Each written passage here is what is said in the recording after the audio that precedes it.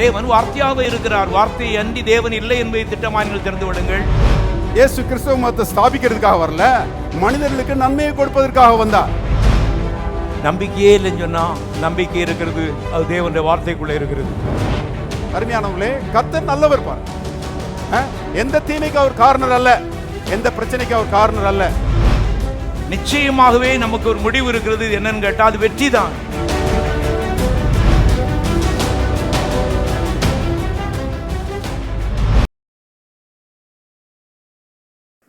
கர்த்தருடைய வார்த்தைக்கு திரும்புவோம். Let us turn to the word of God. யாத்ராகமத்தின் புஸ்தகம் 17ஆம் அதிகாரம் 15வது வசனம். யாத்ராகமம் 17:15. Exodus chapter 17 and verse 15.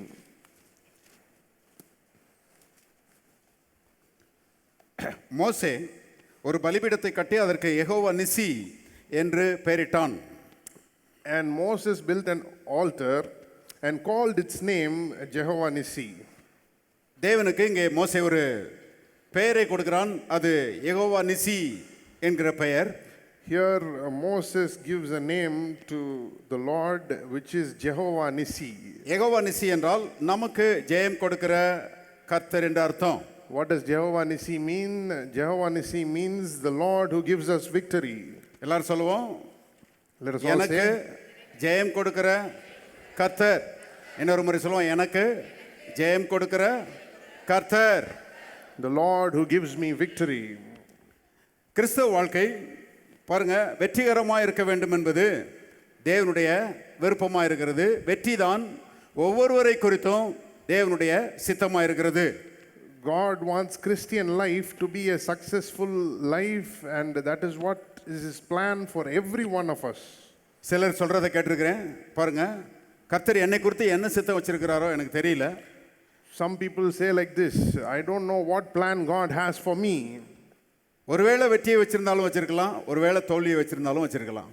It may be success, it may be defeat, I don't know. ஆனால் நான் சொல்லுகிறேன், ஒருபோதும் தேவன் அவருடைய பிள்ளைகளை குறித்து பாருங்க தோல்வி என்கிற சித்தத்தை வைக்கவே இல்லை. But I tell you, God has never designed defeat for any of His children. தேவனுடைய பிள்ளைகள் எல்லாரும் வெற்றி பெற வேண்டும் என்பதுதான் தேவனுடைய சித்தமா இருக்கிறது. God wants every one of His children to be victorious. இன்னும் நல்லா சொல்ல போனா, நாம வெற்றி பெற வேண்டும் என்று நாம் விரும்புவதை பார்க்கலாம், நாம் வெற்றி பெற வேண்டும் என்று தேவன் அதிகமாய் விரும்புகிறார். Let me tell you something more. More than we want to be successful, God wants us to be successful. பழைய ஏற்பாட்டிலே இந்த தேவனுடைய சித்தம் வெற்றிதான் என்பதை யோசுவாவினுடைய வாழ்க்கையிலே நாம் பார்க்கிறோம். We see in the life of Joshua that victory is the plan of God for him. In the Old Testament we see that. பாருங்கள், மோசேயின் மூலமாக அவனுடைய தலைமையின் கீழே இஸ்ரவேல் மக்களை எகிப்திலிருந்து கர்த்தர் விடுதலையாக்கி அவர்களை கர்த்தர் மோசேயின் தலைமையின் கீழே நடத்தி கொண்டு வருகிறதை நாம் யாத்ராகமத்திலே பார்க்கிறோம். Through Moses and under his leadership, he delivered the Israelites from Egypt and he led them out of Egypt. அந்த 30 லட்சம் ஜனங்களும் பாருங்க பாஸ்டர் மோசேக்கு கீழே இருக்கிறார்கள். And those 3 million people were under this pastor Moses. Moses தான் chief pastor. Moses was the chief pastor. யோசுவா தான் assistant pastor. And Joshua was the assistant pastor. இஸ்ரவேல் மக்களை பாருங்க பல தடைகளை அவர்கள் தாண்டி, பல தடைகளை அவர்கள் கடந்து வனாந்தரத்திலே பிரயாணம் வருகிறார்கள். And the Israelites had to cross so many obstacles in the desert. கிட்டத்தட்ட பாருங்க 40 வருஷம் நடந்து வந்துட்டாங்க. And they journeyed for 40 years. பாலும் தேனும் ஓடுகிற தேசத்துக்கு பக்கத்துல வந்துட்டாங்க. And they were nearing the land flowing with milk and honey. ஆனா அவர்களை நடத்திட்டு வந்த அந்த மோசே பாஸ்டர் மரிச்சு போயிட்டார். But now the man who led them out, Moses, dies. மோசே மரித்து போன மாத்திரத்தில் இந்த 30 லட்சம் மக்களையும் கானான் தேசத்துக்குள்ள கொண்டு போக வேண்டிய அந்த பொறுப்பை கர்த்தர் யோசுவாவுக்கு கொடுக்கிறாரு. And now because Moses has passed away, God gives Joshua the responsibility of leading the Israelites now. அத்தனை பேரையும் யோசுவா நடத்த வேண்டும் என்று அந்த பொறுப்பு கொடுக்கப்பட்ட போது யோசுவா கலங்கினார் என்று வேதம் சொல்கிறது. And when he was given the responsibility, Joshua was, he was shaking and trembling. அவர் திகைத்தார் என்று வேதம் சொல்கிறது. He was, in despair. அந்த நேரத்தில் தேவன் யோசுவாவினிடத்தில் இடைப்படுகிறார். And யோசுவாவினிடத்தில் இடைப்பட்டு சொல்லுகிறார், கலங்காதே திகையாதே. And God speaks to Joshua and he says, do not be afraid, do not be dismayed. நீ உயிரோடு இருக்கும் நாளெல்லாம் ஒருவனும் உனக்கு முன்பாக எதிர்த்து நிற்பதில்லை. All the days of your life no man shall stand against you. நான் மோசேயோடு இருந்தது போல உன்னோடும் இருப்பேன். As I was with Moses, so I will be with you. இப்படிப்பட்ட வார்த்தைகளை பாருங்க யோசுவாவுக்கு சொல்லி கர்த்தர் அவனை தேற்றுகிறார். And God says all these words and he comforts Joshua. அப்படி தேற்றினது மட்டுமல்ல, அதுக்கு மேலாக ஒரு சில வேலைகளை அவன் செய்யும்படி அவனுக்கு சொன்னார் என்று வேதம் சொல்கிறது. Not only that, he also asked him to do something more than that. யோசுவா 1ஆம் அதிகாரம் 8வது வசனம் பாருங்க. Go to Joshua chapter 1 and verse 8. இந்த நியாயப்பிரமாண புஸ்தகம் உன் வாயை விட்டு பிரியாதிருப்பதாக, இதில் எழுதியிருக்கிறவர்களின்படியெல்லாம் செய்ய நீ கவனமாயிருக்கும்படி இரவும் பகலும் அதை தியானித்துக் கொண்டிருப்பாயாக.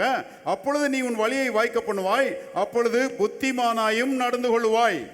This book of the law shall not depart from your mouth, but you shall meditate in it day and night, that you may observe to do according to all that is written in it.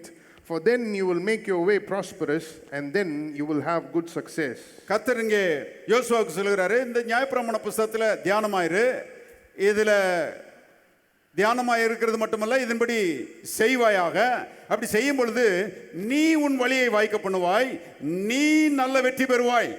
So here the Lord says, meditate in the book of the law and observe to do according to all that is written in it, then you will make your way prosperous and you will have good success. இந்த வசனம் எனக்கு ரொம்ப பிடிச்சிருக்குது.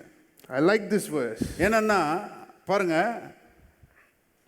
நான் உன் வழியை வாய்க்க பண்ணுவேன், நான் உன்னை வெற்றி சிறக்க பண்ணுவேன் சொல்லல. He did not say, I will make your way prosperous, I will prosper you. இந்த புஸ்தகத்தை உன்கிட்ட கொடுத்துருக்கிறேன். I have given this book to you. இந்த புஸ்தகத்தை நல்லா வாசி. Read this book carefully. இதை நல்லா தியானம் பண்ணு. Meditate on it. இதன்படி செய். And do. அப்படி செய்வாயானால், if you do these things, நீயே உன் வழியை வாய்க்க பண்ணுவாய். you will make your way prosperous. நீயே நல்ல வெற்றி பெறுவாய். You will have good success. நான் சொல்லுறேன் உங்களுக்கு, I tell you, இந்த வசனத்தை கேட்டு இந்த வசனத்தில் உங்களுடைய மனதை பதித்து இந்த வார்த்தைகளின்படி நீங்கள் செய்வீர்களானால் பாருங்க, கர்த்தர் உங்களுக்கு வெற்றியை தர வேண்டிய அவசியம் இல்லை, அவர் ஏற்கனவே தந்துட்டாரு. இப்போ இந்த வார்த்தைகளின்படி நடந்து நீங்க உங்களுடைய வழியை வாய்க்க பண்ணலாம், நீங்கள் நல்ல வெற்றி பெறலாம். So I tell you today, listen to these words and meditate on these words. Not only that, observe to do all that is spoken here. God doesn't have to give you the victory. You will make your way prosperous. You will have good success. இங்கே புத்திமானாயும் நடந்து கொள்வாய் என்று எழுதப்பட்டிருக்கிறது. In Tamil it comes out like you will act wisely. புத்திமானாயும் நடந்து கொள்வாய் என்று எழுதப்பட்டிருக்கிறது. ஆங்கிலத்திலே நீ நல்ல வெற்றி பெறுவாய் என்று எழுதப்பட்டிருக்கிறது. In Tamil it comes out like you will act wisely, but in English it says you will have good success. ரெண்டும் ஒண்ணுதான். It's the same thing. புத்திமானாய் நடப்பது தான் நல்ல வெற்றி பெறுவது. Acting wisely is having good success. ஆனா நல்ல வெற்றி பெறுவது என்பது கொஞ்சம் நல்லா இருக்குது. But these words are better. Have good success. எத்தனை பேர் நல்ல வெற்றி பெற விரும்புறீங்க? How many of you want to experience good success? யோசுவா வெற்றியை பற்றி யோசிக்கவே இல்லை. அவன் தோல்வியை பற்றி நினைச்சு பயந்துட்டு இருக்கிறான். Joshua was not thinking about victory, he was thinking about defeat and he is dismayed. ஆனா கர்த்தர் அவனை பார்த்து சொல்கிறார், நீ நல்ல வெற்றி பெறுவாய் என்று சொல்கிறார். But God says to him, you shall have good success. நான் சொல்கிறேன், கர்த்தர் யோசுவாவுக்கு மட்டுமல்ல, அவர் நமக்கும் தேவனாய் இருக்கிறார். I tell you, God is not only Joshua's God, he is our God. எத்தனை பேர் சொல்றீங்க யோசுவாவின் தேவன் தான் நம்முடைய தேவன்? How many of you say Joshua's God is our God? அந்த தேவனுடைய சித்தம் பாருங்க, யோசுவாவுக்கு என்ன சித்தமோ அதே போலதான் நமக்கும் என்பதை தெரிந்து கொள்ளுங்கள். யோசுவாவை குறித்து தேவன் என்ன சித்தம் வைத்திருந்தாரோ அதே சித்தத்தை தான் இன்னைக்கு நம் ஒவ்வொருவரை குறித்தும் தேவன் வைத்திருக்கிறார். God's will is the same for Joshua and for us. The will that he had for Joshua is the will that he has for every one of us. கர்த்தர் சொல்லியிருக்கிறார், நான் கர்த்தர், நான் மாறாதவர். The Lord has said, I am the Lord, I change not. எதிலே மாற மாட்டார்? In what will he not change? அவருடைய சித்தத்திலே அவர் மாற மாட்டார். In his will he does not change. அவருடைய சித்தம் என்ன? What is his will? நம்ம ஒவ்வொருவரை குறித்தும் வெற்றி தான் அவருடைய சித்தமா இருக்கிறது. It is his will that every one of us experiences victory. எத்தனை பேர் ஆமென் சொல்றீங்க? How many of you say ஆண்டவருக்கு ஒரு amen? அல்லேலூயா சொல்லுவோம். Let us all say hallelujah. எல்லாரும் கரங்களை உயர்த்தி சொல்வோம், எனக்கு ஜெயம் கொடுக்கிற தேவனுக்கு ஸ்தோத்திரம். இன்னொரு முறை சொல்லுவோம், எனக்கு ஜெயம் கொடுக்கிற தேவனுக்கு ஸ்தோத்திரம். இன்னொரு முறை சொல்லுவோம், எனக்கு ஜெயம் கொடுக்கிற தேவனுக்கு ஸ்தோத்திரம். Thanks be to God who gives me the victory. பாருங்க, சவால் எவ்வளவு பெரிய சவாலா இருந்தாலும் பரவாயில்ல, However தேவன் great அந்த சவாலை பார்க்கலும் பெரியவர். However great the problem may be, God is bigger than the problem. அவர் நமக்கு வெற்றியை கொடுக்கிறவராக இருக்கிறார். He is the one who gives us victory. அது மட்டுமல்ல, தொடர்ந்து ஒரு குறிப்பை நாம் பார்த்து கொண்டு வருகிறோம். அது என்னன்னா, தேவன் கொடுக்கிற வெற்றியை நாம் சுதந்திரிக்கிறவர்களாக இருக்க வேண்டுமானால் பாருங்க, நாம் கர்த்தரை துதிக்கிறவர்களாக இருக்க வேண்டும். We have been looking at a certain truth. If we want to inherit the victory that God gives us, we must be people who praise God. இந்த துதிக்கிற அந்த பாருங்க மனநிலை என்பது விசுவாசத்தினால் வருகிற ஒன்று. And this praising attitude, this praising mentality is something that comes through faith. கர்த்தர் எனக்கு வெற்றியை கொடுக்கிறவர் என்று விசுவாசிக்கிறவர்கள் எல்லாருமே கர்த்தரை துதிக்கிறவர்களாக இருப்பார்கள். Everyone who believes that God is the one who gives us victory will praise him. கர்த்தரை துதிக்கிறவர்களாக நாம் இருக்கும்போது கர்த்தர் கொடுக்கிற வெற்றியை நாம் எடுத்துக்கொள்கிறவர்களாக இருக்கிறோம். When we are praising God, we are inheriting, we are taking the victory that God has for us. எபிரேயர் புத்தகத்தில் நீங்க வாசித்து பார்த்தீங்கன்னா, if you read in the book of Hebrews, தேவனுடைய நன்மைகளை கர்த்தரிடத்திலிருந்து நாம் பெற்றுக்கொள்வதற்கு அவருடைய சமூகத்துக்குள்ளே நாம் தைரியமாய் பிரவேசிக்கலாம் என்று எபிரேயர் புத்தகம் சொல்கிறது. The book of Hebrews says that if we want to, get the blessings of God, we can go into the throne of grace boldly. எபிரேயர் 4 அதிகாரத்துக்கு போங்க. எபிரேயர் 4. Let us go to Hebrews chapter 4, 16வது வசனம் பாருங்க. verse 16. ஆதலால் நாம் இரக்கத்தை பெறவும் ஏற்ற சமயத்தில் சகாயம் செய்யும் கிருபையை அடையவும் தைரியமாய் கிருபாசனத்திலே சேர கடவோம். Let us therefore come boldly to the throne of grace, that we may obtain mercy and find grace to help in the time of need. பாருங்க, இங்க நம்முடைய தேவைகள் சந்திக்கப்படுவதற்கு நாம் பெற்றுக்கொள்ள வேண்டிய எல்லா நன்மைகளும் தேவனுடைய சமூகத்தில் இருக்கிறது. Here we see that all the blessings and benefits that we need are in the presence of God. ஆகவே சகாயத்தை பெற்றுக்கொள்ள, உதவிகளை பெற்றுக்கொள்ள தேவனுடைய சமூகத்திலே தைரியமாய் சேர கடவோம் என்று சொல்லப்பட்டிருக்கிறது. So for us to obtain mercy and find grace, we can come boldly to the throne of God. பழைய ஏற்பாட்டில் அப்படி கிடையாது. It was not like that in the Old Testament. பழைய ஏற்பாட்டில் பாருங்க, தைரியமாவே உள்ள வர முடியாது மக்கள். In the Old Testament, nobody could go into the presence of God boldly. அதனால தான் பாருங்க, பழைய ஏற்பாட்டில் அந்த ஆசரிப்பு கூடாரத்தில் அல்லது தேவாலயத்தில் அந்த மகா பரிசுத்த ஸ்தலத்தை பெரிய திரையை போட்டு மறைச்சு வச்சிருந்தாங்க. And that is why there was a big veil separating the holy of holies from the rest of the temple. அந்த மகா பரிசுத்த ஸ்தலத்துக்குள்ள தேவனுடைய பெட்டி இருந்தது. தேவனுடைய பெட்டிக்கு மேல கிருபாசனம் இருந்தது. அங்கே தேவன் பிரசன்னராக இருந்தார் என்று வேதம் சொல்கிறது. And inside there was the ark of God, and God was present there. அங்கே இஸ்ரவேல் மக்களுக்கு பாவ நிவர்த்தி பண்ணும்படி மகாபிரதான ஆசாரியன் வருஷத்துக்கு ஒரு முறை ஆட்டுக்குட்டியின் ரத்தத்தை கிண்ணத்தில் எடுத்துக்கொண்டு பாருங்க, மிகுந்த பயபக்தியோடு அவன் உள்ளே பிரவேசிப்பான் என்று வேதம் சொல்கிறது. And to atone for the sins of Israel, the high priest went with the blood of a sacrificial lamb once a year. அந்த ரத்தத்தை எடுத்துக்கொண்டு அவன் போகும்போது ஜனங்களெல்லாம் அந்த ஆசாரியனுக்காக வெளியே நின்று ஜெபித்துக் கொண்டிருப்பார்கள் என்று வேதம் சொல்கிறது. And all the people, what will they be doing? They will be praying for this high priest who goes in. அது மட்டுமல்ல, அந்த ஆளை பாருங்க, இடுப்புல ஒரு விதமான கச்சையை கட்டி தான் உள்ள அனுப்புவாங்களாம். They will put a sort of a rope around his waist and only send him in. ஏன்னா இந்த ஆளுடைய தவறு நிமித்தமாக பாருங்க, தேவன் அவரை அடிச்சு அவர் வந்து மகாபரிசுத்த ஸ்தலத்துக்குள்ள செத்து போயிட்டாருன்னு வச்சுக்காங்க. செத்து போயிட்டாருன்னா அவரை தூக்குவதற்கு வெளியே இருந்து உள்ள ஆட்கள் வந்தாங்கன்னா அவங்களும் செத்து போயிடுவாங்க. You know, if he had sinned and God strikes him and he falls dead inside the Holy of Holies, if someone else goes in to fetch him, they will also fall dead.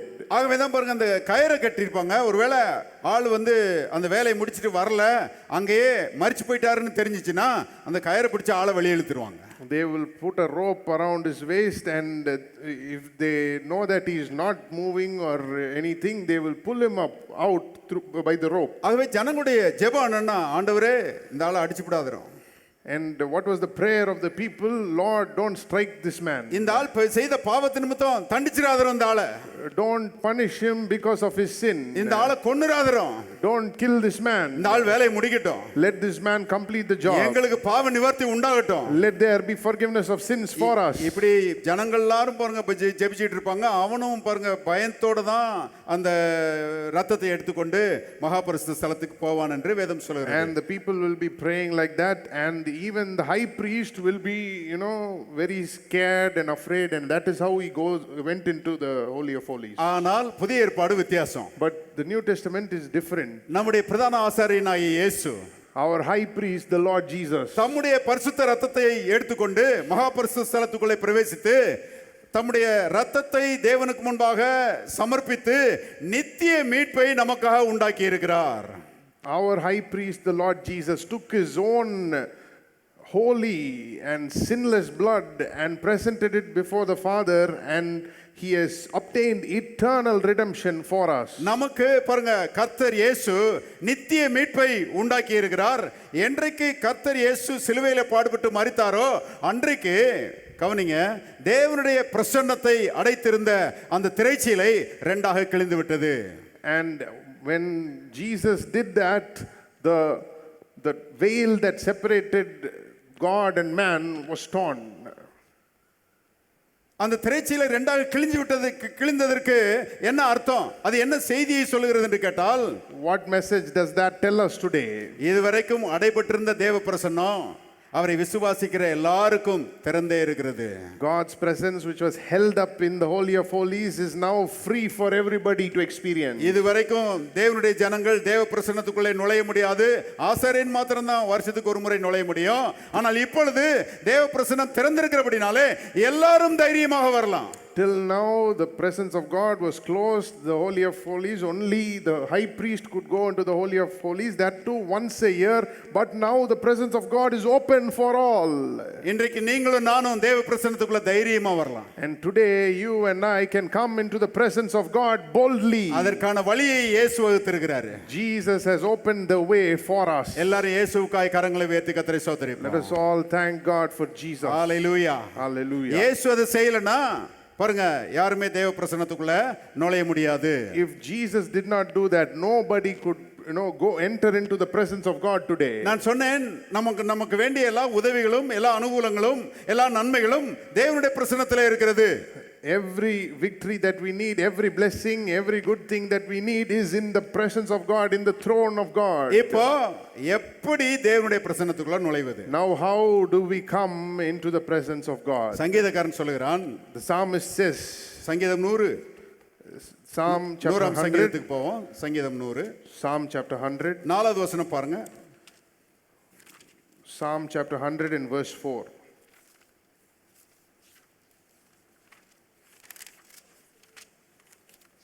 அவர் வாசல்களில் துதியோடும் அவர் பிரகாரங்களில் புகழ்ச்சியோடும் பிரவேசித்து அவரை துதித்து அவர் நாமத்தை ஸ்தோத்திரியுங்கள். Serve the Lord with gladness, come before his presence with singing. இங்கே நாம் வாசிக்கிறோம், அவருடைய வாசல்களிலே துதியோடும் அவருடைய பிரகாரங்களிலே புகழ்ச்சியோடும் பிரவேசியுங்கள். துதிக்கிறதன் மூலமா தான் கேட்டு திறக்கும்னு சொல்றான். I read the second verse, the fourth verse. Enter into his gates with thanksgiving and into his courts with praise. Be thankful to him and bless his name. And here it says, only when we come with thanksgiving, his gates open. Heaven's gates open. தேவ பிரசன்னத்துக்குள்ளே நுழைகிற அந்த gate உங்களுக்கு திறக்கணுமா? Do you want to go into the presence of God? Do you want that gate to be opened?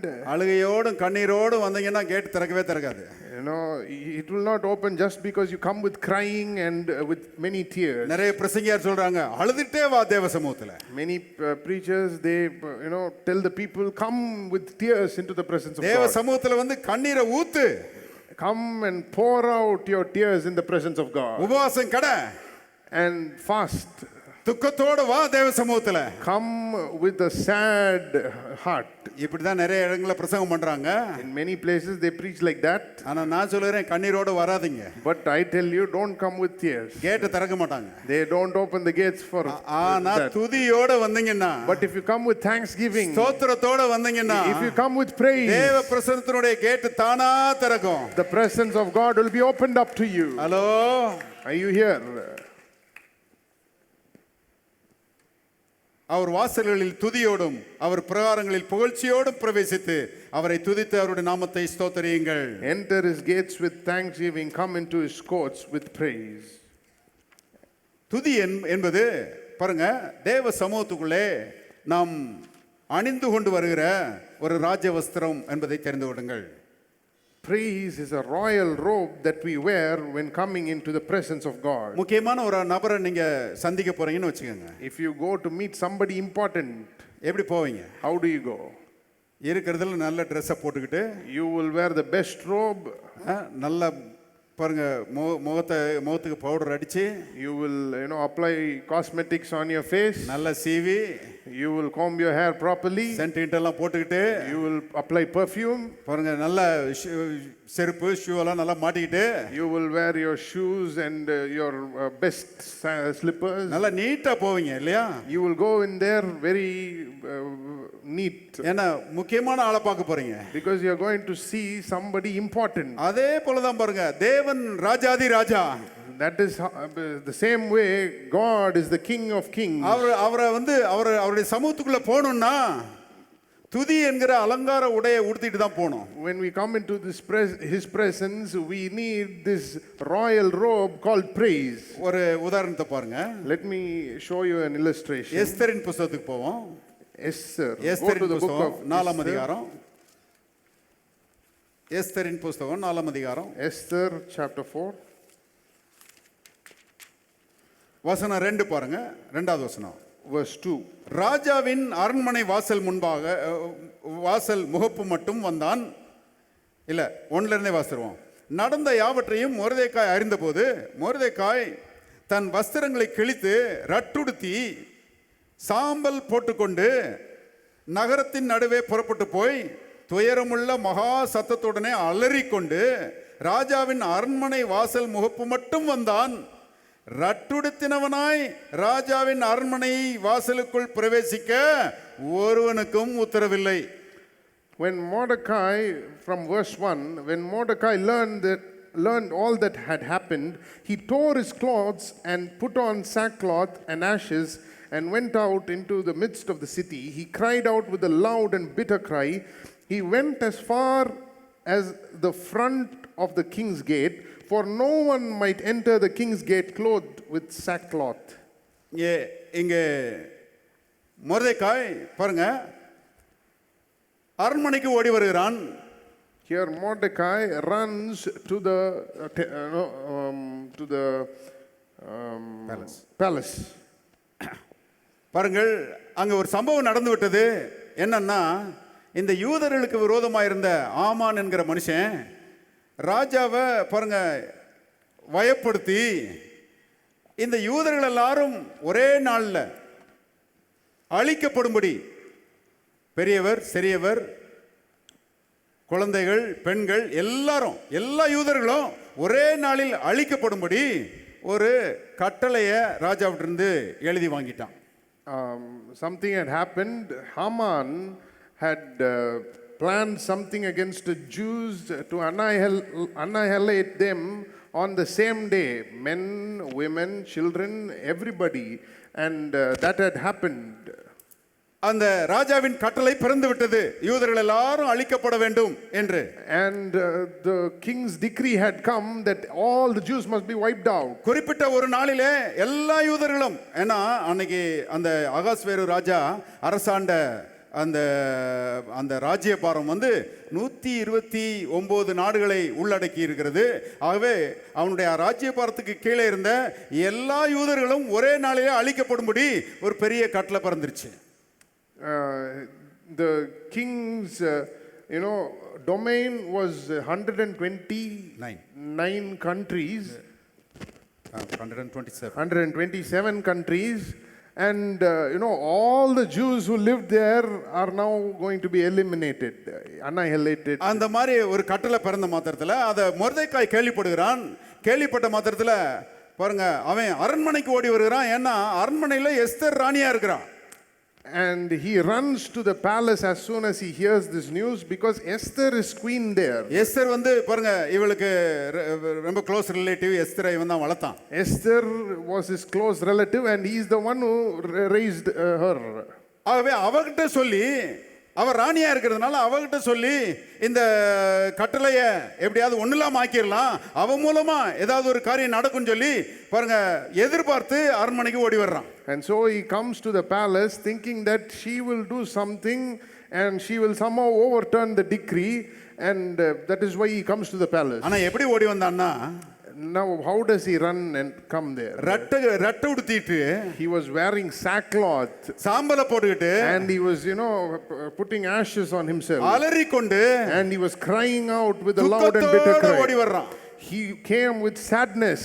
ஆனா அப்படி வந்தபோது வேதம் சொல்லுகிறது, அப்படி வந்தபோது வேதம் சொல்லுகிறது, அவனை மொர்தெக்காய அரண்மனைக்குள்ள அனுமதிக்க மாட்டேன்ட்டாங்க. He went as far as the front of the king's gate, but he was not let into the palace. இந்த Dress எல்லாம் போட்டுட்டு உள்ள போக முடியாதுன்ட்டாங்க. You cannot go in with the sackcloth. இதே மாதிரி தான் பாருங்க நாமளும். And the same way it is for us today. ரட்டை உடுத்திக்கொண்டு, we cannot go with sackcloth, சாம்பல போட்டுக்கொண்டு, we cannot go with ashes, அழுதுகொண்டு, we cannot go with crying, அலறிக்கொண்டு, we cannot go with the loud crying, துக்கத்தோட, we cannot go in with bitterness. ராஜாதி ராஜாவாய் இயேசுவின் பிரசன்னத்துக்குள்ள வரவே முடியாது. We can never come that way into the presence of the King of Kings, Jesus. அப்படி வந்தீங்கன்னா உங்களை யாரும் உள்ள விட மாட்டாங்க. If you come there like that, heaven will not let you in. தேவதூதர்கள் உங்களை தடுத்து நிறுத்திடுவாங்க. The angels will stop you there. இப்படி வராதப்பா. Don't come like this. நல்ல கர்த்தரை துதிக்கிற துதியோட வா. Come with the praise that praises God. கர்த்தரை ஆராதிக்கிற ஆராதனையோட வா. Come with worship to God. துதியோட வந்தனா அரண்மனையின் வாசல் உனக்காக திறக்கும். If you come with praise, the gates of heaven will be open. எத்தனை பேருக்கு நான் சொல்றது விளங்குது? Do you understand? ஒவ்வொரு நாளும் தேவ சமூகத்தை பாருங்க, தேவ சமூகத்திலே காலையில நீங்க அந்த சமூகத்துக்குள்ள பிரவேசிக்கணும்னா கர்த்தரை துதிக்கிறவர்களாய் நீங்கள் இருக்க வேண்டும். Every morning if you want to go into the presence of God, you must be people who praise God. பாருங்க, இப்படி அவனுக்கு அனுமதி இல்ல. இப்போ அங்க இருக்கிற வேலைக்காரங்கிட்ட சொல்லி அந்த செய்தியை எஸ்தருக்கு பாஸ் பண்ணி விடுறான். So he could not go in like that, and he passes on the message to the servants in the palace. ஆகவே எஸ்தருக்கு அந்த செய்தி கிடைக்கிறது. And Esther receives that message. Esther எப்படி தேவ சமூகத்துக்குள்ளே போனாள் என்பதை வேதத்துல பாருங்க. ராஜாவின் சமூகத்துல எப்படி எஸ்தர் பிரவேசித்தாள் என்பதை வேதத்தில் என்ன பார்க்கிறோம், விதமா பார்க்கிறோம். See how Esther came into the presence of the king. Esther புத்தகம் 5ஆம் அதிகாரம் 1ஆம் வசனத்திலிருந்து பாருங்க. Come to Esther chapter 5 verse 1. வாசிக்கிறேன். மூன்றாம் நாளிலே எஸ்தர் ராஜ வஸ்திரம் தரித்துக்கொண்டு ராஜ அரண்மனையின் உள்முற்றத்தில் ராஜா கொலுவிருக்கும் ஸ்தானத்துக்கு எதிராக வந்து நின்றாள். ராஜா அரண்மனை வாசலுக்கு எதிரான கொலுமண்டபத்தில் ராஜாசனத்திலே வீற்றிருந்தான். ராஜஸ்திரியாகிய எஸ்தர் முற்றத்தில் நிற்கிறதை கண்டபோது அவன் கண்களில் தயவு கிடைத்ததினால் ராஜா தன் கையில் இருக்கிற செங்கோலை எஸ்தரிடத்திற்கு நீட்டினான். அப்பொழுது எஸ்தர் கிட்ட வந்து செங்கோலின் நுனியை தொட்டாள். ராஜா அவளை நோக்கி, எஸ்தர் ராஜாத்தியே, உனக்கு என்ன வேண்டும்? நீ கேட்கிற மன்றாட்டு என்ன? நீ ராஜ்யத்தில் பாதி மட்டும் கேட்டாலும் உனக்கு கொடுக்கப்படும் என்றான். Chapter 5 of Esther, from verse 1 onwards. Now it happened on the third day that Esther put on her royal robes and stood in the inner court of the king's palace across from the king's house, while the king sat on his royal throne in the royal house facing the entrance of the house. So it was when the king saw Queen Esther standing in the court that she found favor in his sight. And the king held out to Esther the golden scepter that was in his hand. Then Esther went near and touched the top of the scepter. And the king said to her, "What do you wish, Queen Esther? What is your request? It shall be given to you up to half the kingdom." கவனிச்சிங்களா? Esther வந்து ராஜாவின் சமூகத்துக்குள்ள எப்படி பிரவேசித்தாலாம்? ராஜவஸ்திரம் தரித்து கொண்டு. You know how she came into the presence of the king? She came with her royal robes. எல்லாரும் சொல்லுவோம், ராஜவஸ்திரம் தரித்து கொண்டு. Royal robes. மொர்தெகாய் பாருங்க, ரெட்டுடுத்தினவனாய் வந்தான், அவனை அரண்மனைக்குள்ளே விடல. And Mordecai came in with sackcloth and he was not let into the palace. ஆனா இங்க எஸ்தர் ராஜாத்தி ராஜவஸ்திரத்தை உடுத்திக் கொண்டு ராஜாவின் சமூகத்தில் வந்தபோது பைபிள்ல போட்டிருக்குது, ராஜாவின் கண்களிலே அவளுக்கு தயவு கிடைத்தது. But now here Esther comes into the palace wearing royal robes and she found favor in the sight of the king. பாருங்க, ராஜா வந்து அவளை பார்த்து சொல்லுறான், எஸ்தர் ராஜாத்தியே, உனக்கு என்ன வேணும்? ராஜ்யத்தின் பாதியை கேட்டாலும் தர்றேன்றான். And here the king says, "What do you want, Queen Esther? It will be given to you up to half the kingdom." அந்த மாதிரி ஒரு ராஜவஸ்திரம் தான் பாருங்க கர்த்தரை துதிக்கிற துதி. That garment is the garment of praise that praises God. வேதம் சொல்லுகிறது துதியின் உடை என்று வேதம் சொல்லுகிறது. The Bible talks about the garments of praise. வாசிங்க, ஏசாயாவின் புத்தகம் 61ஆம் அதிகாரம். Let us go to Isaiah chapter 61. ஏசாயா 61. Isaiah chapter 61. 3வது வசனம் பாருங்க. Isaiah chapter 61 and verse 3. சீயோனிலே துயரப்பட்டவர்களை சீர்படுத்தவும், அவர்களுக்கு சாம்பலுக்கு பதிலாக சிங்காரத்தையும் துயரத்துக்கு பதிலாக ஆனந்த தைலத்தையும் ஒடுங்கின ஆவிக்கு பதிலாக துதியின் உடையையும் கொடுக்கவும் அவர் என்னை அனுப்பினார். To console, verse 3, to console those who mourn in Zion, to give them beauty for ashes, the oil of joy for mourning, the garment of praise for the spirit of heaviness, that they may be called trees of righteousness, the planting of the Lord, that he may be glorified. துதியின் உடை என்று இங்கே எழுதப்பட்டிருக்கிறது. Here it says the garments of praise, garment of praise. துதியின் உடையை போட்டுட்டு ஆண்டவருடைய சமூகத்துல வந்தீங்கன்னா, if you come with the garment of praise to the presence of God, ராஜாதி ராஜாவாய் இயேசுனுடைய கண்களிலே உங்களுக்கு தயவு கிடைக்கும். you will find favor in the sight of the King of Kings, Jesus. அகாஸ்வேரு ராஜா சொன்னா, ராஜ்யத்தின் பாதியை கேட்டாலும் நான் உனக்கு தருவேன்னு சொன்னான். You know, the king said, I will give to you up to half the kingdom. ஆனா இயேசு ராஜா என்ன செய்வார் என்ன சொல்வார் தெரியுமா? முழு ராஜ்யத்தையுமே உனக்கு தந்துறேன்றாரு. But the King Jesus says to us, I will give you the whole kingdom. வேதத்தில் எழுதப்பட்டிருக்கிறது, பயப்படாதே சிறுமந்தையே, ராஜ்யத்தை கொடுக்க தேவன் பிரியமா இருக்கிறார். You know, do not be afraid, little flock, for it is the Father's good pleasure to give you the kingdom. ஆகவே தேவனிடத்திலிருந்து நன்மைகளை பெற்றுக்கொள்ள வேண்டுமானால் துதியின் உடையாகிய அந்த ராஜ வஸ்திரத்தை போட்டுட்டு தான் ஆண்டவருடைய சமூகத்தில் என்ன செய்யணும்? வரணும். So when we come into the presence of God, we must wear this garment of praise and only then come. கர்த்தரை துதிக்க வேண்டும். We must praise God. கர்த்தரை உயர்த்த வேண்டும். We must lift him up. எத்தனை பேர் சொல்றீங்க கர்த்தர் நம்முடைய துதிகளுக்கு பாத்திரராய் இருக்கிறார்? How many of you say the Lord is worthy of all the praise? ஒரு பிரசங்கியார் சொல்றாரு, இனிமே கர்த்தர் எனக்கு ஒண்ணுமே செய்யாட்டலும் கண்டிப்பா நான் அவரை துதிப்பேன். ஏன்னா எனக்காக சிலுவையில் பாடுபட்டு மரித்து ரத்தம் சிந்தி என்னை ரட்சித்திருக்கிறார். You know, one preacher says, if God does not do anything more than this, I will still praise him because he is the one who died for me on the cross and did all these things for me. ஆனா நான் சொல்றேன், அவர் நல்ல நல்ல நல்ல பாயிண்டா தான் பேசுறாரு.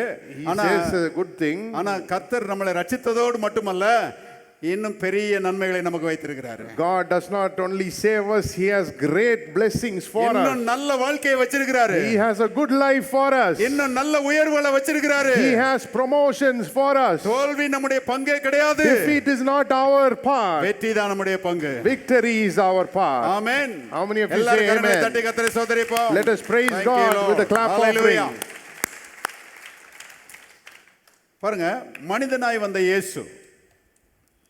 இயேசுனுடைய வாழ்க்கையை நாம் பார்க்கும்போது ரெண்டு விதங்களில் அவரை பார்க்கலாம். ஒன்று அவர் தேவகுமாரன், அடுத்தது அவர் மனுஷகுமாரன். You know, if you look at the life of Jesus, you can see two things. He was the Son of God, He was the Son of Man. அவர் 100% தேவன், He was 100% God. அதே நேரத்தில் 100% மனிதன். At the same time, He was 100% man. அற்புதமான மனிதன் பாருங்க. அவரை போல ஒரு ஆளை நீங்க எங்கேயுமே பார்க்க He முடியாது. was a miraculous man. You cannot see anybody like him.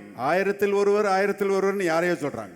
Many people talk about people and say, no, he is 1 in 1,000. ஆனா ஆயிரத்தில் ஒரே ஒருத்தர் தான், அவருடைய பெயர் இயேசு. There is only 1 in 1,000. There is only one in 1,000. He is Jesus. அற்புதமான மனிதர் பாருங்க. He was a miraculous man. அவரை தேவாதி தேவன் என்கிற ரீதியிலும் வேதத்திலே நாம் பார்க்கலாம். You can see him as the Lord of Lords in the Bible.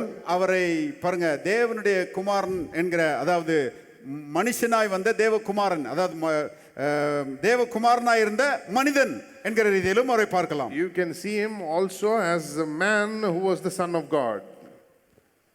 நாமெல்லாம் அப்படிதான் இருக்கிறோம். We are like that. தேவனுடைய பிள்ளைகளா இருக்கிற மனிதர்கள். We are children of God, but we are men. எத்தனை பேர் ஆமென் சொல்றீங்க? How many of you say amen? அப்ப இயேசுவை நீங்க பார்க்கும்போது, மனிதனாய் வந்த அந்த இயேசுவை நீங்க பார்க்கும்போது, அவர் இந்த உலகத்திலே தேவனை எப்போதும் துதிக்கிறவராக இருந்தார் என்று நாம் பார்க்கிறோம். If you look at the man Jesus Christ, you will see him always glorifying God. நிறைய காரியங்களை அவருடைய வாழ்க்கையில இருந்து நம்ம கற்றுக்கொள்ளலாம் பாருங்க. We can learn so many things from his life. நான் சொல்றேன், அவர்தான் நம்முடைய role model. I tell you today, he is our role model. அவர்தான் நமக்கு எல்லாவற்றுக்கும் மாதிரியா இருக்கிறார். He is our role model. எத்தனை பேர் ஆமென் சொல்றீங்க? How many of you say பாருங்க, amen? அவருடைய வாழ்க்கையில நடந்த ஒரு சம்பவத்தை ஒரு வசனத்துல நான் வாசிக்கிறேன். Let me go to a passage in யோவான் his 6, life. யோவான் 6 John chapter 6. 11வது வசனம் பாருங்க. John chapter 6 verse யோவான் 11. 6:11. John 6:11.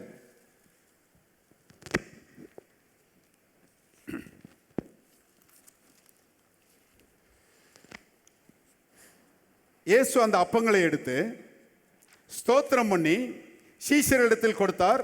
சீஷர்கள் பந்தியிருந்தவர்களுக்கு கொடுத்தார்கள். அப்படியே மீன்களையும் அவர் எடுத்து அவர்களுக்கு வேண்டிய மட்டும் கொடுத்தார்.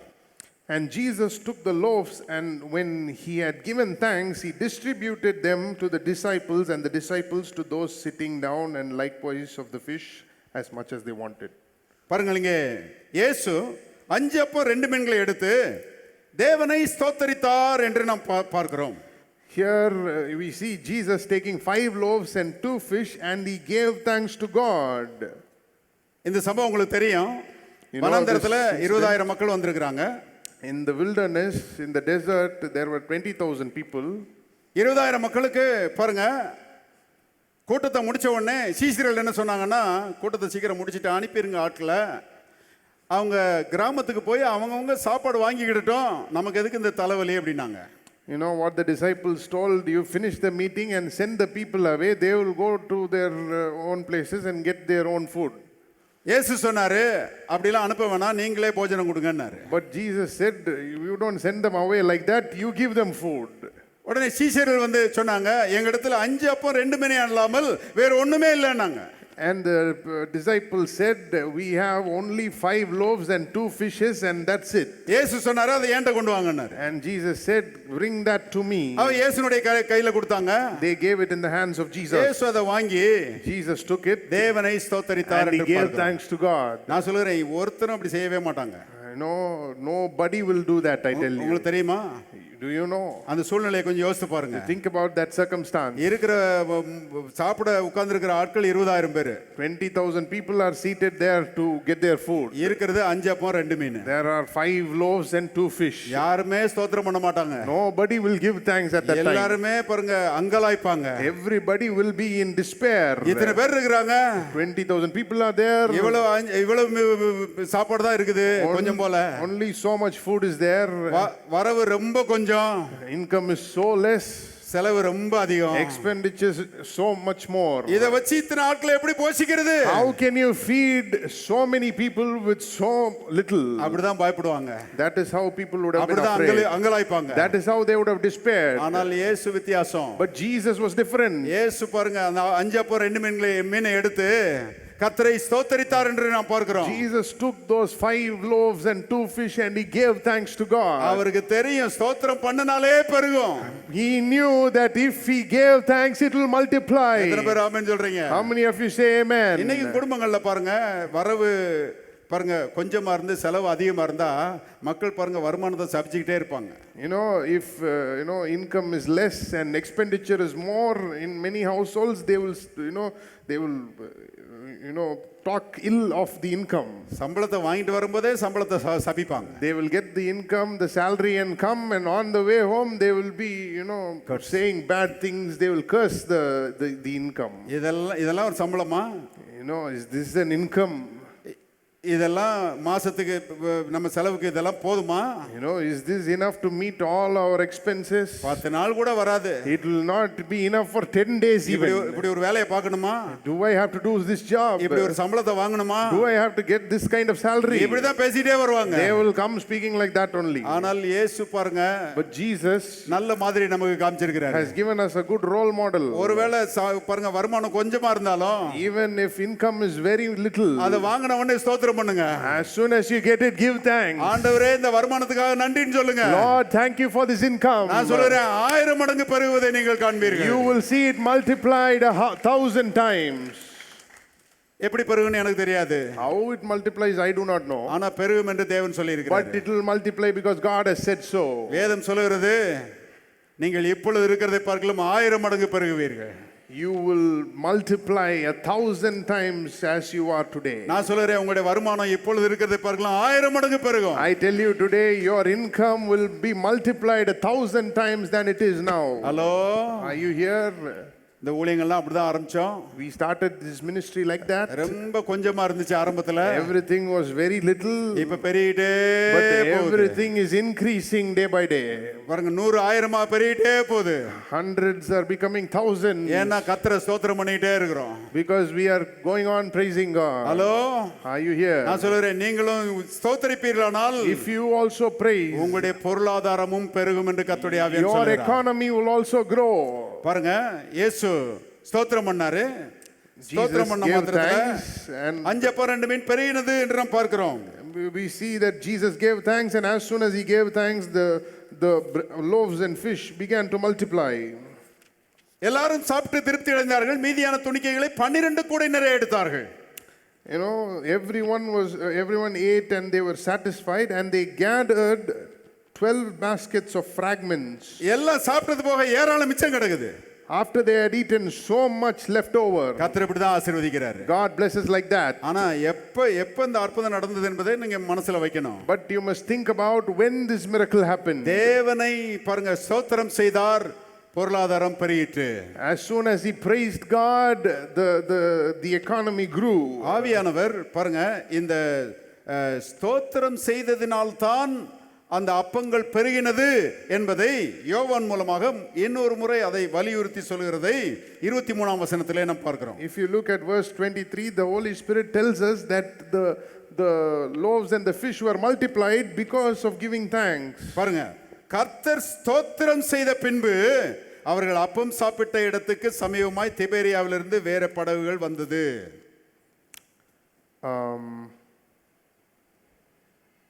However, other boats came from Tiberias near the place where they ate bread after the Lord had given thanks. கவனிச்சிங்களா? கர்த்தர் ஸ்தோத்திரம் பண்ணின பின்பு, after the Lord had given thanks. ஸ்தோத்திரம் பண்ணதுனால தான் அற்புதம் நடந்துச்சு. ஸ்தோத்திரம் பண்ணதுனால தான் அப்பம் பெருகிச்சு. ஸ்தோத்திரம் பண்ணதுனால தான் மக்கள் அப்பங்களை சாப்பிட்டார்கள் என்பதை பாருங்க ஆவியானவர் இன்னொரு முறை வலியுறுத்துகிறார். The Holy Spirit is emphasizing once again that it is because the Lord gave thanks that the loaves and the fish were multiplied. It is because he gave thanks that everyone was fed. இயேசு எப்படி இருந்திருக்கிறார் பாருங்க. Look at how Jesus தேவனை was. ஸ்தோத்திரிக்கிறவராக இருந்திருக்கிறார். Jesus was a person who gave thanks to God. அது மட்டுமல்ல பாருங்க அவர் வந்து ஊழியத்தை முடிச்சிட்டு கெத்செமனேக்கு போறாரு. And not only that, he finished his ministry and went to Gethsemane. Gethsemane அந்த அந்த பாருங்க கதையெல்லாம் உங்களுக்கு தெரியும். You know- ஊழியத்தை முடிச்சிட்டு அவர் கெத்செமனேக்கு போய் அங்க வந்து பாருங்க தன்னை ஒப்பு கொடுத்து ஜெபிக்கிறாரு. பிதாவே என் சித்தத்தின்படி அல்ல உம்முடைய சித்தத்தின்படி ஆக கடவுது என்று சொல்லி கெத்செமனேல தான் ஒப்பு கொடுத்து ஜெபிக்கிறாரு. After this, he goes to Gethsemane and he prays to God, saying, Lord, let it be according to your will, not my will, but your will be done. கெத்செமனேல இருக்கும்போது பாருங்க யூதாஸ் கரியத்தை அவரை வந்து காட்டி கொடுக்கிறான். And when he பாருங்க was அவரை வந்து கைது செய்து சிலுவையில் அடிக்கப்படும்படி அவரை கொண்டு போனார்கள் என்று வேதத்தில் நான் பார்க்கிறோம். in Gethsemane, Judas betrays him and they arrest him and they take him to be crucified. ஆனா கவனிங்க, அந்த ஊழியத்தை முடிச்சிட்டு கெத்செமனேக்கு போறதுக்கு முன்னால இயேசு என்ன செய்தார் என்பதை நான் உங்களுக்கு வேதத்திலே காண்பிக்க விரும்புகிறேன். Now I want to show you what Jesus did before going to experience all these troubles. மத்தேயு 26ஆம் அதிகாரத்துக்கு போங்க. Go to Matthew chapter 26. மத்தேயு 26 Matthew chapter 26, 30வது வசனம் பாருங்க. verse 30. மத்தேயு 26 30வது வசனம். Matthew chapter 26, verse 30. 29 இருந்தே வாசிப்போம். இது முதல் இந்த திராட்சை பழ ரசத்தை நவமானதாய் உங்களோட கூட என் பிதாவின் ராஜ்யத்திலே நான் பானம் பண்ணும் நாள் வரைக்கும் இதை பானம் பண்ணுவதில்லை என்று உங்களுக்கு சொல்கிறேன் என்றார். But I say to you, I will not drink of this fruit of the vine from now on until that day when I drink it new with you in my Father's kingdom. 30வது வசனம் பாருங்க. அவர்கள் ஸ்தோத்திர பாட்டை பாடின பின்பு ஒலிவ மலைக்கு புறப்பட்டு போனார்கள். Now look at verse 30. And when they had sung a hymn, they went out to the Mount of Olives. பாருங்க, ஸ்தோத்திர பாட்டை பாடின பின்பு. When they had sung a hymn, பாருங்க ஒலியெல்லாம் முடிஞ்சிருச்சு. all his ministry is over. ஆனால் இயேசு ஸ்தோத்திர பாட்டை பாடினார் என்று நாம் பார்க்கிறோம். But Jesus sung a hymn. இந்த உலகத்தில் என்னை பிறக்க செய்தபடியால் உமக்கு நன்றி. Thank you for making me, sending me into this world. இந்த உலகத்தில் நான் செய்ய வேண்டிய வேலைகளை செய்து முடிக்க எனக்கு பலன் தந்தபடியால் உமக்கு நன்றி. Thank you for giving me the strength to fulfill all your plans in this life for me. இதற்கு அடுத்து நான் செய்ய போகிற காரியங்களிலும் நீர் கூட இருப்பீர், அதற்காக உமக்கு நன்றி. Thank you because you will be with me in all other things that I am going to do now. எல்லாத்தையும் பாருங்க, இயேசு உணர்ந்தவராய் ஸ்தோத்திர பாட்டை பாடின பின்பு புறப்பட்டு போனார் என்று வேதத்தில் நான் பார்க்கிறோம். You know, Jesus realized all these things and he sung a hymn to God and only then he went. அப்படியெல்லாம் நினைச்சு நீங்க ஸ்தோத்திரம் பண்றீங்களா? Do you think about all these things and give glory to God? அம்மா வயித்துல உயிரோட காப்பாத்திருக்கிறார்ன்றதை நினைச்சு கர்த்தரை ஸ்தோத்திரம் பண்ணிருக்கீங்களா? Have you praised God for protecting you in your mother's womb? சிலர் பாருங்க பிறந்து வளர்ந்த பிறகு எல்லாத்தையுமே மறந்துடுவாங்க. You know, some people they'll be born, they'll grow up, now they forget everything. சங்கீதக்காரன் சொல்லுகிறான், என் தாயின் வயிற்றில இருந்து என்னை எடுத்தவர் நீரே அப்படிங்கிறான். You know, the psalmist says, you are the one who took me out of my mother's womb. ஒருவேளை nurse எடுத்திருக்கலாம். It may be the nurse in the physical realm. ஒருவேளை டாக்டர் எடுத்திருக்கலாம். It may be the doctor. ஆனா தாவீது சொல்லுகிறான், நீர்தான் என்னை எடுத்தீர்ன்றான். But David says, you are the one who took me out of my mother's தாயின் womb. வயிற்றில காப்பாற்றினவர் நீர். You are the one who sustained me in my mother's womb. வயிற்றில இருந்து எடுத்தவர் நீர். You are the one who delivered me. என்னை வளர்த்தவர் நீர். You are the one who raised me up. என்னை பாதுகாத்தவர் நீர். You are the one who protected me. ஆபத்துகளுக்கு என்னை தப்புவித்தவர் நீர். You are the one who protected me from இன்றைக்கு வரைக்கும் dangers. உயிரோடு வைத்திருக்கிறவர் நீர் ஆண்டவரே. You are the one who sustains me till today. Hello, இதெல்லாம் நினைச்சு பாத்தீங்கன்னா துதிக்காம இருக்க முடியாது. If you think about these things, you will never stop praising இயேசு இதெல்லாம் God. நினைச்சு பார்த்து தேவனை ஸ்தோத்திரிக்கிறார். Jesus thinks about all these things and he gives thanks to God. அது மட்டுமல்ல, இயேசு பாருங்க கல்வாரி சிலுவையிலே மரித்து உயிரோட எழுந்துட்டாரு. எழுந்த பிறகு வேதத்தில் எழுதப்பட்டிருக்கிறது, சபை மக்களோட சேர்ந்து பிதாவை அவர் ஸ்தோத்திரிக்கிறார் என்று வேதம் சொல்கிறது. And not only that, Jesus dies and he is raised again, and even after that he joins with the church and he praises God. இன்னைக்கு நம்ம சபையில கர்த்தரை துதித்து பாடும்போது Today when we praise God in the church, இயேசுவே துதித்து பாடுகிறார் என்று வேதம் சொல்கிறது. Jesus is praising with us. ஏன்னா சபை இயேசுவின் சரீரம் தான். Because the church is the body of Christ. வாசிப்போம். Let us go to சங்கீதம் 22. Let us go to Psalm chapter 22. சங்கீதம் 22. Psalm chapter 22. 22ஆம் வசனம் பாருங்க. Verse 22. உம்முடைய நாமத்தை என் சகோதரருக்கு அறிவித்து சபை நடுவில் உம்மை துதிப்பேன். I will declare your name to my brethren in the midst of the assembly. I will praise you. பாருங்க, உம்முடைய நாமத்தை என் சகோதரருக்கு அறிவித்து சபை நடுவில் உம்மை துதிப்பேன். பாருங்க, இயேசு மரித்து அடக்கம் பண்ணப்பட்டு உயிரோடு எழுந்து அவரை விசுவாசிக்கிறவர்கள் இன்றைக்கு சபையாக ரட்சிக்கப்பட்டு இருக்கிறார்கள். சபையிலே பாருங்க ஆராதனை நடக்கிறது. அந்த சபை நடுவிலே நான் உம்மை துதிப்பேன் என்று இயேசு இங்கே சொல்லுகிறதை பார்க்கிறோம். Today the assembly of the Lord is the church, and he says, I will declare your name to my brethren in the midst of the assembly. I will praise you. இதே பாருங்க புதிய ஏற்பாட்டிலே மேற்கோள் காண்பிக்கப்படுகிறது. You know, this thing has been quoted in the New Testament. எபிரேயர் 2ஆம் அதிகாரம் 12ஆம் வசனம் பாருங்க. Hebrews chapter 2 verse 12. எபிரேயர் 2ஆம் அதிகாரம் Hebrews chapter 2 12வது வசனம். verse 12.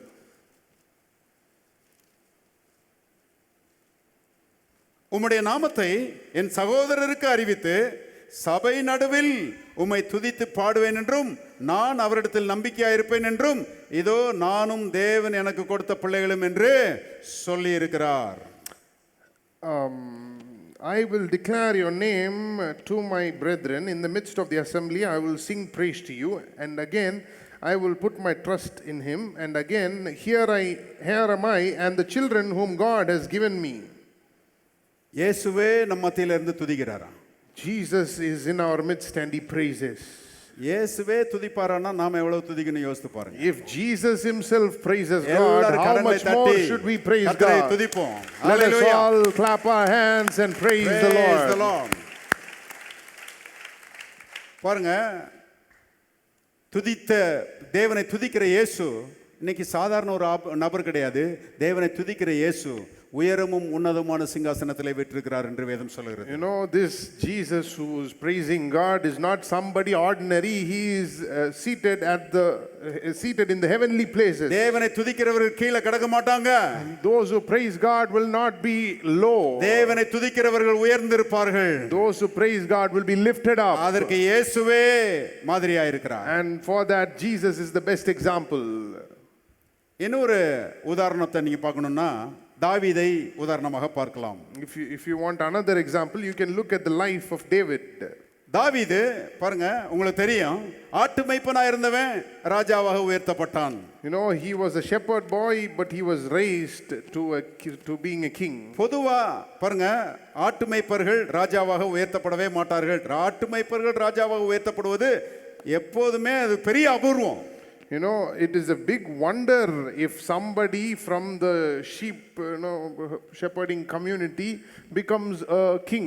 ராஜகுமாரர்கள் தான் ராஜாக்களாக மாறுவார்கள். Usually the sons of kings, they will only become kings. ஆனா பாருங்க, தாவீதுனுடைய வாழ்க்கையில தேவன் பெரிய அற்புதத்தை செய்து சாதாரணமா இருந்த, அதாவது சமுதாயத்துல கீழே கிடந்த அவனை கர்த்தர் மேலே கொண்டு உயர்த்தி வைத்தார் என்று நாம் பார்க்கிறோம். But in the life of David, it was different. He was in the lowest section of the community, but he was lifted up to the highest section of the புழுதியிலே கிடந்த அவனை கர்த்தர் உயர்த்தினாரு.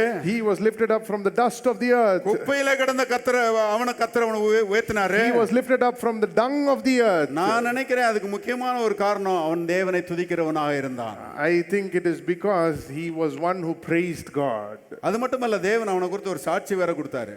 And not only that, God gave him a testimony also. தாவீதின் இருதயத்துக்கு ஏற்றவன். David is a man after my own heart. தேவனை துதிக்கிறவர்களை பார்த்து கர்த்தர் இன்னைக்கும் சாட்சி கொடுத்துட்டு தான் இருக்கிறாரு. You know, God gives a testimony of everybody who is praising God today also.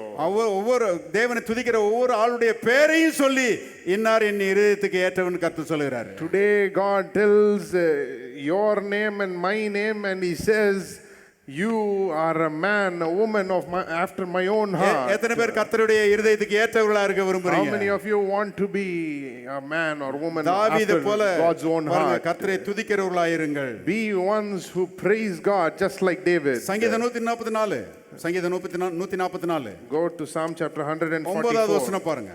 verse 9. சங்கீதம் 144, Psalm 144, 9வது வசனம். verse 9. கர்த்தாவே, நான் உமக்கு புதுப்பாட்டை பாடுவேன், தம்புரினாலும் 10 நரம்பு வீணையினாலும் உம்மை கீர்த்தனம் பண்ணுவேன். I will sing a new song to you, O God. On a harp of 10 strings, I will sing praises to you. எல்லாரும் சொல்லுவோம் 10 நரம்பு வீணை. You know, a harp of 10 strings. பெரிய கிட்டாரிஸ்டா இருந்திருப்பான் போல. He was a good musician. ஆ? சிலர் சொல்லியிருப்பாங்க, அவன் இந்த ஹிப்பியை வளர்த்துக்கிட்டு கிட்டாரை போட்டுட்டு காட்டில் இப்படியே பாடிட்டு திரியிறவன் அப்படின்னு சொல்லியிருப்பாங்க. Many people would have said he is this fellow who takes his guitar, grows his hair long, and he'll be roaming, you know. அவனை எல்லாம் அசட்டையா நினைச்சிருப்பாங்க. Everybody was thinking of him lightly. ஆனா கர்த்தர் அவனை பெரியவனா நினைக்கிறாரு. But God thinks of him highly. கர்த்தரை துதிக்கிறவர்கள் எல்லாரையுமே கர்த்தர் பெரியவர்களா நினைக்கிறாரு. God thinks of everyone who praises him highly. அப்படிப்பட்டவர்களை தேடி கண்டுபிடிச்சு கர்த்தர் உயர்த்தாம விடவே மாட்டாரு. God is in search of those people. He will find them and he will lift them up. He will never let them go. பாருங்க, 10 நரம்பு வீணையினால கிட்டார்லாம் போட்டு கர்த்தரை துதிக்கிற ஒரு மனிதனாக அவன் இருந்திருக்கிறான். You know, he praised God on a harp of 10 strings. அவனுடைய நாட்கள்ல சவுல் ராஜாவா இருந்தான். In his day, Saul was the king of Israel. அவன் கர்த்தருக்கு கீழ்ப்படியாம காமிச்சான். And he was disobedient to God. கர்த்தருக்கு கீழ்ப்படியாம காமிச்சதுனால சவுல் மேல இருந்த அபிஷேகம் அவனை விட்டு அகன்று போனது, அவனை விட்டு பாருங்க விலகி போனது என்று வேதத்துல பார்க்கிறோம். And because he was disobedient to God, the anointing that was on Saul left him and it went away. அந்த கர்த்தருடைய அபிஷேகம் சவுலை விட்டு போன மாத்திரத்துல வேதம் சொல்லுறது பொல்லாத ஆவி அவனை அலைக்கழித்தது என்று வேதம் சொல்லுகிறது. And as soon as this spirit of the Lord left him, an evil spirit troubled Saul. எவ்வளவு மோசமான ஒரு நிலைமை பாருங்க. What a pitiful state. இதெல்லாம் தாவீது பார்த்திருக்கிறான். நல்லா கவனிங்க, இதெல்லாம் தாவீது பார்த்திருக்கிறான். David has seen it all. தேவனுடைய ஆவி விலகுனது மாத்திரத்துல பொல்லாத ஆவி சவுலை அலக்கழிக்கிறத தாவீது பார்த்துட்டு தான் தாவீது பாவம் செய்த போது கர்த்தரை பார்த்து ஜெபம் பண்றான், ஆண்டவரே உம்முடைய பரிசுத்த ஆவியை என்னிடத்திலிருந்து எடுத்துக்கொள்ளாதிரும்ன்றான். And he sees that the spirit of the Lord was taken away from Saul as soon as he sinned. And so when he sinned, he prays to God and asks him, do not take your Holy Spirit away from me. பரிசுத்தாவின் அபிஷேகம் என்பது அவ்வளவு விலையேறப்பட்டது. You know, the infilling of the Holy Spirit was such an important thing, is such an important thing. ஆகவே பொல்லாத ஆவி சவுலை அலக்கழித்தது. And so an evil spirit troubled Saul. உடனே பாருங்க, அங்க சவுலுடைய அந்த அந்த அரண்மனையில் இருந்தவங்க சொல்றாங்க, கிட்டார் வாசிக்கிறது, அந்த சுரமண்டலம் வாசிக்கிற ஒரு நல்ல அதில் தேர்ன ஒரு ஆளை கூட்டிட்டு வரட்டுமா, அவர் சுரமண்டலம் வாசிச்சு பாட்டு பாடினா இந்த பொல்லாத ஆவி உம்மை விட்டு நீங்கும், நீர் சவுக்கியம் அடைவீர் அப்படின்னு சொல்லி ஒருத்தன் சொல்றான். And so someone tells Saul, there is this fellow who plays music and he sings to God and he praises God. If he comes here, the evil spirit will leave you. உடனே சவுல் சொல்றாரு, சீக்கிரமா போய் நல்லா வாசிக்கிறதுல தேர்ன ஆளை கூட்டிட்டு வாங்கன்றாரு. You know, he says immediately, bring that skillful person immediately. அங்க பாருங்க, அந்த கூட்டத்துல இருந்த இன்னொருத்தன் சொல்லுறான், ஈசாயின் குமாரரில் ஒருத்தன் நல்ல guitar வாசிக்கிறவன். You know, then a person in the crowd says, the son of Jesse is a good musician. அங்க அவன் நல்ல கிட்டார் வாசிக்கிறான், கர்த்தர் அவன் கூட இருக்கிறாரு. You know, and they say God is with him. அவனை கூட்டிட்டு வரட்டுமான்னு சொல்லி கேக்குறாங்க. And they asked Saul, shall I bring him? உடனே கூட்டிட்டு வாங்கன்றான். He says, bring him immediately. தாவீதை கூட்டிட்டு வர்றாங்க. And they bring in David. தாவீது பாருங்க, இங்க மியூசிக் போட்டு கிட்டார் அந்த சுரமண்டலத்தை வாசித்து கர்த்தரை பாடி துதிக்கும் போது சவுல் மேல இருந்த பொல்லாதாவி அவனை விட்டு ஓடினது. And as soon as David began to play the music and sing to God, the evil spirit departed from him. பிசாசு துதிக்கிற இடத்துல இருக்கவே மாட்டான். The devil will not be in a place where there is praise to அதனால God. தான் சொல்றேன் ஜீவ வார்த்தை ஆலயத்துக்குள்ள நுழையவே முடியாது அவனால. And that is why I say to you, the devil cannot enter Living Word Church. ஏன்னா இங்க கர்த்தரை துதித்து உயர்த்துகிறோம். Because we lift up and magnify God here. பாருங்க அவன் துதிக்கிறது மட்டும் இல்ல, அந்த இசை கருவிகளையும் மீட்டி கர்த்தரை துதித்தான் என்று அவனை குறித்து நாம் வாசிக்கிறோம். Not only did he praise God, he played skillfully with his instruments and praised God. கர்த்தரை துதிக்கும் போது பாருங்க ஆவியானுடைய பிரசன்னம் இறங்குகிறது. As soon as we praise God, the presence of the Lord, the Spirit of the Lord is in our midst. மக்கள் தொடப்படுகிறார்கள். And people are touched. நான் நிச்சயமா சொல்ல முடியும், நம்ம ஆலயத்துல ஆராதனை நேரத்துல தொடப்பட்டு ரட்சிக்கப்பட்டவர்கள் நிறைய பேர் இருக்காங்க. I can tell you for sure there are so many people who have been saved during the time of worship here. நானே அதுக்கு ஒரு உதாரணம் பாருங்க. You know, I am an example for that. நான் முத ஆலயத்துக்கு வந்தபோது When I first came to this church, pastor பாடுறாங்க, the senior pastor was singing, நேசர் இயேசுவின் மாறாத அன்பு பாவி என்னை மீட்டு கொண்டதால் ஆகாயத்து பறவைகளைப் போல பாடி துதிப்பேன்னு சொல்லி ஒரு பாட்டு, அந்த பாட்டு பாடினாங்க. The great Redeemer Jesus has redeemed me, and so I am free like a bird of the air, and I sing. அந்த பாட்டை சமீப காலம் வரைக்கும் நிறைய பாடி இருக்கிறோம். அன்னைக்கு நேசர் இயேசுவின் மாறாத அன்பு பாவி என்னை மீட்டு கொண்டதால் ஆகாயத்து பறவைகள் போல நானும் ஆடியே பாடிடுவேன். ஆகாயத்து பறவைகள் போல நானும் ஆடியே பாடிடுவேன். நல்ல பாட்டு. It's a good song, and I was touched by this song. அந்த பாட்டு பாடிட்டு இருக்கும்போது என் கண்ணுல இருந்து தண்ணியா ஓடுது. As I was singing that song, tears rolled down my eyes. ஏன் தெரியுமா? You know why?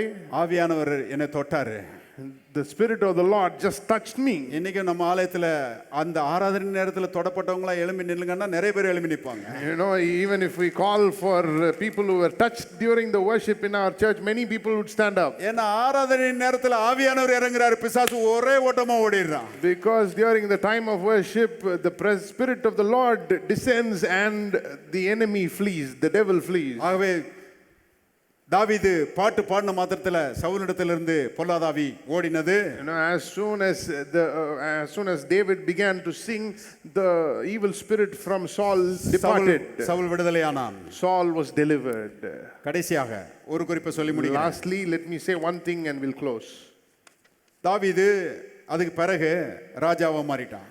And David has now become king after that incident. சவுலுடைய பாருங்க அந்த அரசவையில இருந்து கிட்டார் வாசித்து பாட்டு பாடி அப்படி இருந்த ஆளு கொஞ்ச நாள்ல சவுல் செத்து போயிடுறான், தாவீது ராஜாவாக மாறி விடுகிறான். And you know, this happens. He was in the court of Saul and he was praising God, and Saul died and then he became king. ராஜாவாக மாறின உடனே தாவீது செய்த முதல் வேலை என்ன தெரியுமா?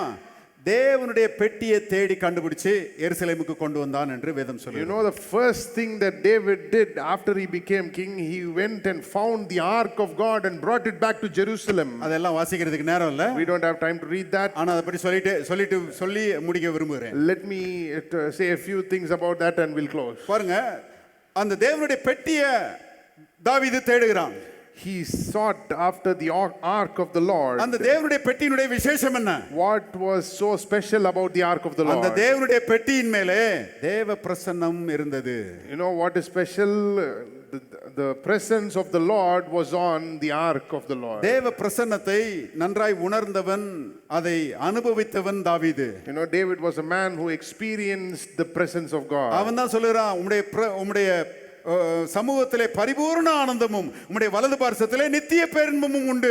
He is the one who says, in your presence there is fullness of joy, at your right hand there are pleasures forevermore. ஆகவே அந்த பெட்டி மேல தேவ பிரசன்னம் இருந்த மாத்திரத்தில் அந்த பெட்டியை தேடி அதை கொண்டு வர்றதுக்கு போய் தேடி அதை கொண்டு வர்றதுக்கு ஆட்களை சுமக்கிறதுக்கு ஏற்படுத்தும் போது அந்த ஜேர்னி, அந்த பிரயாணம் ஆரம்பிக்கிறதுக்கு முன்னாலேயே வேதம் சொல்கிறது, அவன் மாடுகளையும் கொழுத்த ஆடுகளையும் பலியிட்டான். And you know, they were in search of this Ark of the Covenant, and he sends people to do that. Before that, he sacrifices the best of his cattle and his sheep. பலியிட்ட பிறகு அந்த பெட்டியை தூக்கிட்டு ஆசாரியர்கள் தூக்கிட்டு எருசலேமுக்கு கொண்டு வர்றாங்க. And as soon as he makes the sacrifice, they take the ark of the Lord and bring it back to Jerusalem. கொண்டு வரும்போது வேதம் சொல்லுறது அந்த பெட்டிக்கு முன்பாக அந்த தேவ பிரசன்னத்துக்கு முன்பாக தாவீது முழு பலத்தோடும் நடனமாடினான். And it says before the ark of the Lord, when it was coming in, he danced with all his might. முழு பலத்தோடும் நடனமாடினான். He danced with all his might. நாம இன்னைக்கு அப்படி ஆடுறது இல்லை. We don't dance like that. ஏன்னா நாம் கொஞ்சம் யோசிக்கிறோம் பக்கத்தில் இருக்கிறவங்களாம் என்ன நினைப்பாங்கன்னு. We think what will happen, what will people around us think. நம்மளை தப்பா நினைச்சுக்கிடுவாங்களோன்னு சொல்லி நம்ம யோசிக்கிறோம். Will they think badly about us? ஆனா தாவீது பாருங்க நம்மள மாதிரி ஒரு சாதாரண மனுஷன் கூட கிடையாது, அவன் ராஜா. But David was not an ordinary man like us. He was the king. ராஜாவா இருந்து கொண்டு சாதாரண மனுஷன் நம்மளை பற்றி என்ன நினைப்பான்னு யோசிக்கவே இல்லை அவன். He was the king, but he did not think about what the common people will think about him. அவன் என்ன பண்ணான்னா தேவ பிரசன்னத்துக்கு முன்பாக ராஜ வஸ்திரங்களாம் கழட்டி வச்சுட்டு சாதாரண உடையை அணிந்து கொண்டு சாதாரண மனிதனை போல பாருங்க வேதத்தில் எழுதப்பட்டிருக்கிறது குதித்து நடனமாடினான் என்று எழுதப்பட்டிருக்கிறது. You know, he took off his royal robe and he put on a normal robe and he danced in the presence of the Lord. He jumped and danced. குதித்து முழு பலத்தோடும் கர்த்தருக்கு முன்பாக நடனமாடி ஆர்ப்பரிப்போட பெட்டியை கொண்டு வர்றான். And he praised God, and with dancing he brought in the ark of the Lord to Jerusalem. அவனுடைய மனைவி பாருங்க வீட்டில இருந்து ஜன்னல் வழியா அப்படியே பார்க்கறா. And his wife was looking out of the window and seeing him. பார்த்த மாத்திரத்துல அவ யோசிக்கிறா என்ன மனுஷன். You know, as soon as she saw him, she is thinking, what kind of man is he? ஒரு ராஜா இப்படி ஆடலாமா? Should a king dance like this? சாதாரண மனுஷனை போல ஒரு கேவலமா நடந்துக்கிறாரு இந்த ஆளு. This man is acting like a commoner. அப்படின்னு சொல்லி பாருங்க தன்னுடைய இருதயத்திலே தாவீதை அவமதித்தாள் என்று வேதம் சொல்கிறது. And so she disrespected him in her heart. அந்த பெட்டியை கொண்டு வர்றாங்க, வைக்க வேண்டிய இடத்துல பெட்டியை வைக்கிறாங்க, வச்சுட்டு பாருங்க எல்லா வேலைகளையும் முடிச்சிட்டு தாவீது வீட்டுக்கு வருகிறான். And they bring in the ark of the Lord, they put it there, and David finishes all his work and comes back to his home. வீட்டுக்கு வந்த மாத்திரத்துல இந்த அம்மா மனைவி வீட்ல இருந்து ஓடி வர்றா. And as soon as he came to his home, his wife ran and greeted him. அவனை பார்த்து சொல்லுறா, அற்ப மனிதரில் ஒருவனை போல நடந்து கொண்டீரே. You acted like a mere man today. இப்படி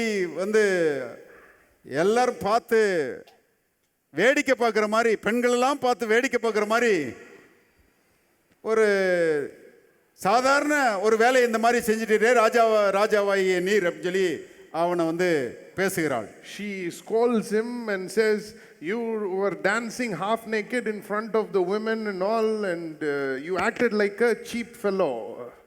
அதுக்கு தாவீது சொல்லுகிறான், And David said, எங்கேயோ கடந்த என்னைய I was somewhere unknown, அங்க இருந்து கர்த்தர் எடுத்து but God lifted me from that place. உங்க அப்பாவுக்கு மேல என்னை உயர்த்தி And he lifted me above your father. ராஜ சிங்காசனத்துல என்னை உட்கார வச்சாரு. He has seated me on the throne. உங்க அப்பாவும் அதை செய்யல, நீயும் அதை செய்யல. You did not do that, your father did not do that. தேவன் அதை செய்தாரு. God has done that. அவருக்கு முன்பாக அப்படி ஆடுனேன் நானு. And I was dancing in front of him. இன்னும் நிறைய ஆட போறேன். I will again dance. I will dance some more. என் தேவனுக்கு முன்பாக இன்னும் நான் அந்த மாதிரி ஆடுவேன்றான்.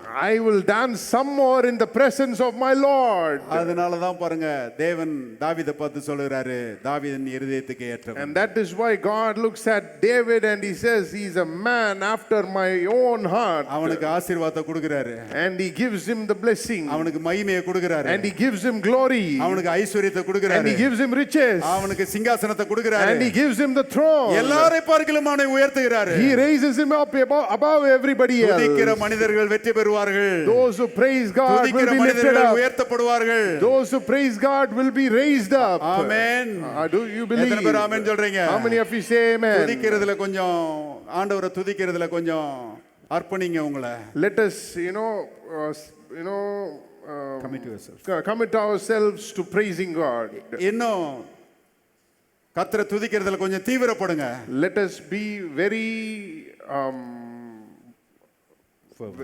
very fervent in praising God. வரும் நாட்களில் கர்த்தர் இன்னும் பெரிய உயர்வுகளை உங்களுக்கு வைத்திருக்கிறார். God has great heights for us in the future. விசுவாசிக்கிறீங்களா? Do you believe? எல்லாரும் தயவு செய்து எழுந்துருங்க. Let us all stand up Praise together. the Lord. Amen. Thank you. எல்லாரும் கரங்களை உயர்த்தி கர்த்தரை ஸ்தோத்திரிப்போம். Let us lift our hands and praise the Lord. Praise the Lord. Thank you, Lord. Thank you, Lord. Thank you, Lord. பரலோகத்தின் தகப்பனே நாங்கள் உம்மை துதிக்கிறோம். Heavenly Father, we thank you. இந்த ஆசீர்வதிக்கப்பட்ட மாலை வேளைக்காக உமக்கு நன்றி செலுத்துகிறோம். We thank you for this blessed time. உம்முடைய சத்தியத்துக்காக நன்றி.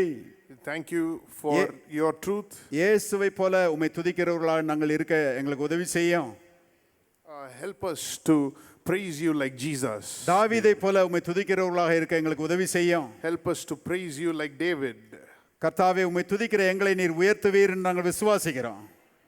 Lord, we believe that you will lift us up. உம்மை துதிக்கிற எங்களை கர்த்தாவே நீர் எல்லா விதத்திலும் ஆசீர்வதிப்பீர் நாங்கள் விசுவாசிக்கிறோம். We believe that you will bless us in every way, O God. துதியினால் வருகிற எல்லா ஆசீர்வாதங்களையும் வெற்றியையும் கர்த்தாவே நன்மைகளையும் சுதந்தரிக்க எங்களுக்கு உதவி செய்யும். Help us to inherit all the blessings and benefits that come through praising you. அவ்விதமாக நீர் செய்கிறீர். We thank you for doing these things. ஆசீர்வதிக்கிறீர். We thank you for blessing us. அதற்காக உமக்கு நன்றி. We thank you for it. இயேசுவின் நாமத்தில் பிதாவே. In Jesus' name we pray. Amen. Amen. எங்களது முகவரி ஜீவ வார்த்தை ஆலயம், மாடக்குளம் ரோடு, மதுரை 625003. தொலைபேசி எண் 0422380300. எங்களது இணையதள முகவரி www.livingwordmadurai.org.